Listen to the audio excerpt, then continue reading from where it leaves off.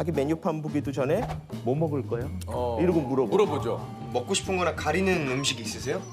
물어보는 이유가 사실 마음속에 이미 네가 뭘 시키느냐에 따라 내가 시킬 게 바뀔 준비를 하고 있는 거야. 지금 고려대학교 심리학부의 교수로 있는 허태균입니다. 사회심리학자입니다. 사회심리학은 처음인데 사회심리학이 뭡니까? 사회심리학은 인간이 사회적 맥락에 있을 때, 사회적 맥락이라는 거는 이제 다른 사람과 함께 있을 때 그 다른 사람으로부터 영향을 받고 영향을 주고 그리고 머릿속에서 일어나는 심리적 과정을 연구하는 분야다 이렇게 생각을 하면 되고요.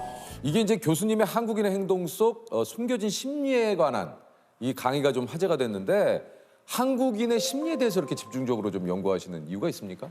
사실은 처음부터 그렇게 연구한 건 아니에요. 저는 미국에 가서 유학을 해서 굉장히 서구 중심의 어떤 정통 심리학이라 그럴까? 그런 거를 좀 배웠는데 근데 야 저게 굉장히 필요하다. 왜는가 하면 기존의 서구 중심의 심리학으로 설명하지 못하는 부분이 있다라는 걸 깨닫고 있다가 이제 모험적인 학문 분야로 옮겨갔다. 네. 오랜 시간 연구를 하면서 발견한 한국인만의 어떤 심리가 좀 있다면 가장 근간이 되는 거는 이제 관계주의. 관계주의. 그러니까 내가 다른 사람의 어떤 취향이나 다른 사람의 선택에 따라서 내 거를 바꿔줄 준비가 돼 있는 거거든요. 그걸 보여주는 대표적인 게 자기 메뉴판 보기도 전에 뭐 먹을 거야? 이러고 물어보죠. 일단 나도 나지만은 물어봐요. 예, 우선 물어봐요. 네, 물어봐요. 뭐 드실래요? 뭐 특별히 먹고 싶은 거나 가리는 음식이 있으세요?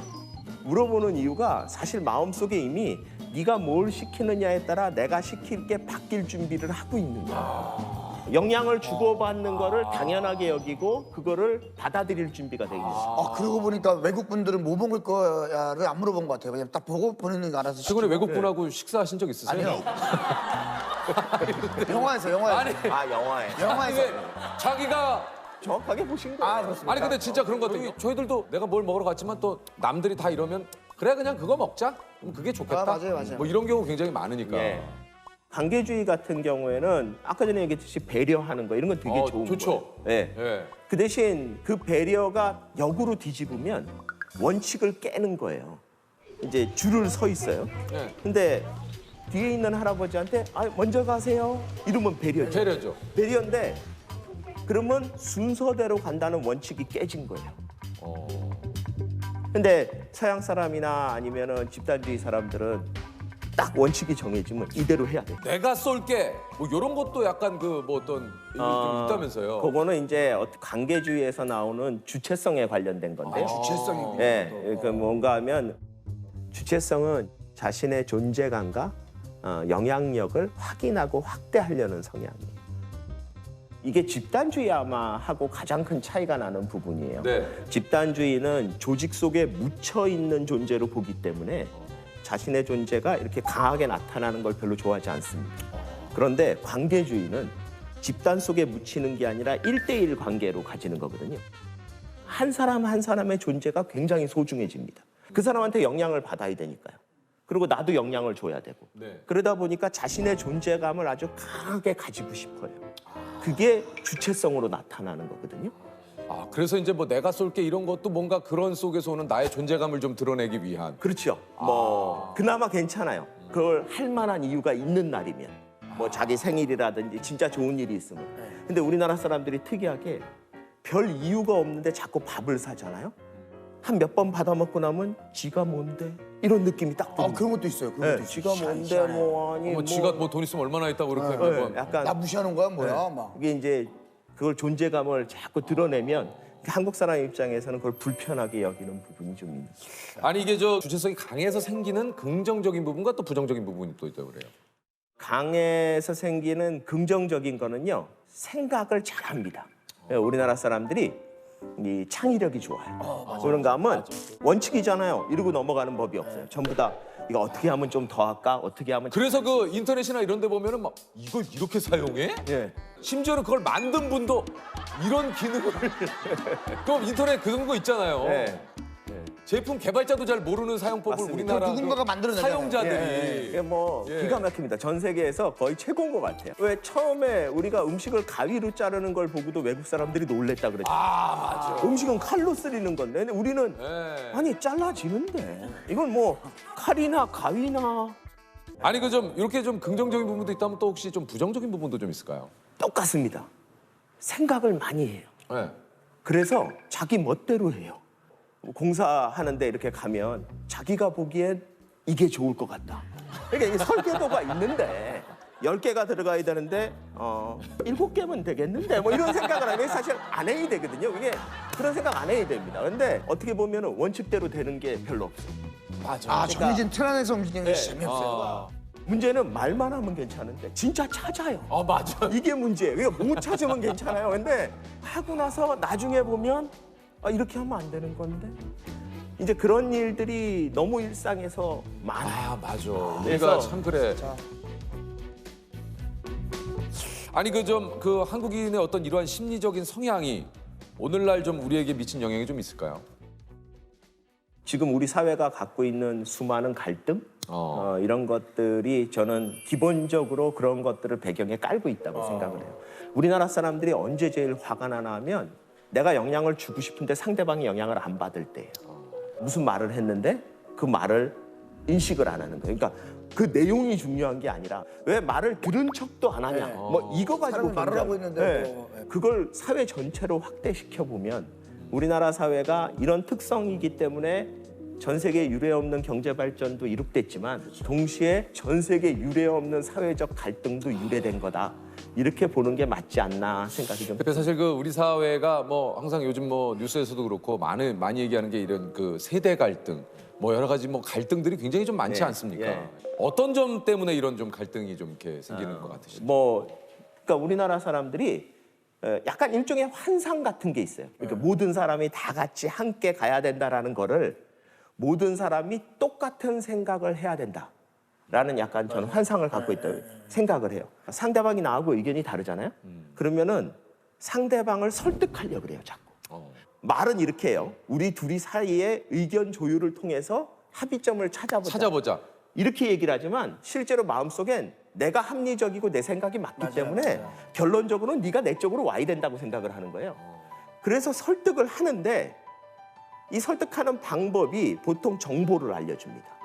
그게 첫 번째 단계. 왜냐하면 내가 갖고 있는 정보로 합리적인 결론을 내리면 나 같은 생각을 할 거라는 믿음을 갖고 있어요. 왜냐? 내가 합리적인 사람이니까. 그러니까 자꾸 말이 많아져요.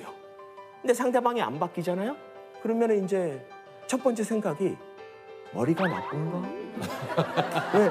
내가 알려줬는데 충분히 얘기 다 했는데 야 그거는 그거는 조금 과한데. 아니 근데 우리 사회를 보면 자기하고 생각을 다른 사람들을 폄하하고 이게 심지어 무슨 충 뭐 이런 인간으로도 네. 취급 안 하는 그런 용어들이 너무 많아요. 맞아요. 근데 그게 왜 그렇게 붙을까 보면 쟤는 인간이 아니라는 거예요. 인간이면 저렇게 생각할 수 없다라는 거예요.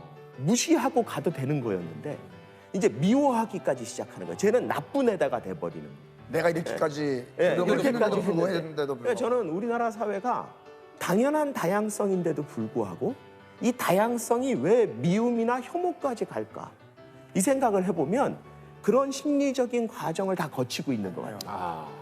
다른 것보다 그 얘기에 좀 공감이 많이 가긴 가네요. 나는 합리적이다라는 생각을 가지고 이제 상대방을 자꾸 설득하려고 하니까. 그리고 나와 다름을 인정하면 되는데 그렇죠. 그냥 다르면 다른 대로 살라고 내버려둬 버리면 되는데. 그러면 교수님은 실제 성격이 좀 어떠십니까? 좀 그런 거에 대해 좀 쿨하시고 어떠세요, 교수님은 좀? 예. 집요하게 설득하죠. 제가 한국 사람인데다가 교수인데. 멋지시네요. 예. 지금 얘기하시면서 좀 느꼈어요. 나는 합리적이다라는 예, 그 생각이 어느 정도 교수님도 좀 깔려 있구나. 그럼요. 제가 하는 말은 다 맞는 거예요. 그러니까 아니 그 확신이 없으면 강의를 못 해요. 근데 그것도 그렇지. 네? 그것도 맞네. 21년 동안 심리학을 연구하셨지만 파악하기 힘든 심리는 누구? 제일 힘든 사람은 역시 가족, 특히 아내. 우리 아내는, 사모님. 예, 약간 부부싸움 이런 거 할 때 이제 심리학을 이용해서 유리한 지점을 선점해야 되겠다. 네. 뭐 이런 게 좀 있었어요. 그래가지고 제 아내가 뭐라 그러면은 제가 그거는 당신 무의식에서 무슨 뭘 원해서 그런 거야 이러면 자기는 아니래요. 그게 아니래. 그러면 그러니까 무의식이야. 제가 그랬거든요. 야, 화난다. 몇 번 하다가 안 했습니다. 아, 그러셨구나. 네, 그러고 나니까 제 무의식이 무너지더라고요. 아, 그래서 자녀분들과의 갈등이나 이런 거는 좀 없으신 편이세요? 어떠세요? 아니요, 전혀 없을 수는 없죠. 제가 아들이 둘인데요. 네. 그렇게 저를 어려워하지는 않아요. 그건 되게 좋은 것 같아요. 근데 교수로서는 별로 안 좋아해요. 왜요? 수업을 듣고 나오면 그렇게 교수 욕을 해요. 아, 그 아드님께서? 네, 아들이. 어. 그래서 제가 옆에서 야, 그 듣는 교수 기분 나쁘다. 그러지 마라. 이제 제가 그러거든요. 가만히 듣다 보면 제 모습이 보이는 거예요, 거기서. 그러면서 꼭 끝에 제 아들이 저한테 그래요. 아빠는 안 그러지? 그러는 거예요. 속으로 이거는 아닌데 하는 느낌이 드는데 그래서 제가 교수로서 어떻게 살고 있는지는 제 아들한테는 안 보여주려고 노력하고 있어요. 관계에 대해서 아까 좀 얘기를 많이 해주셨지만 한국인들이 지향해야 될 관계를 좀 얘기를 해주신다면 주변에 있는 사람을 설득하려고 하지 말자. 그게 뭔가 하면 내 기준으로 판단을 해서 잘못됐다고 생각을 하잖아요. 그렇죠. 그러면 애정이 있으면 있을수록 더 설득하려고 그래요. 그 대표적인 게 자녀예요.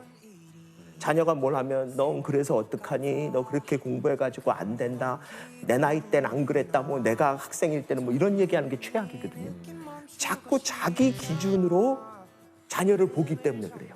그러니까 아무렇지도 않게 내가 내 나이 때는 내가 고등학생일 때는 내가 학교 다닐 때 이런 말. 그게 언젠가 하면 30년 전이에요. 30년 전에는요. 대한민국이 이런 모습이 아니었어요.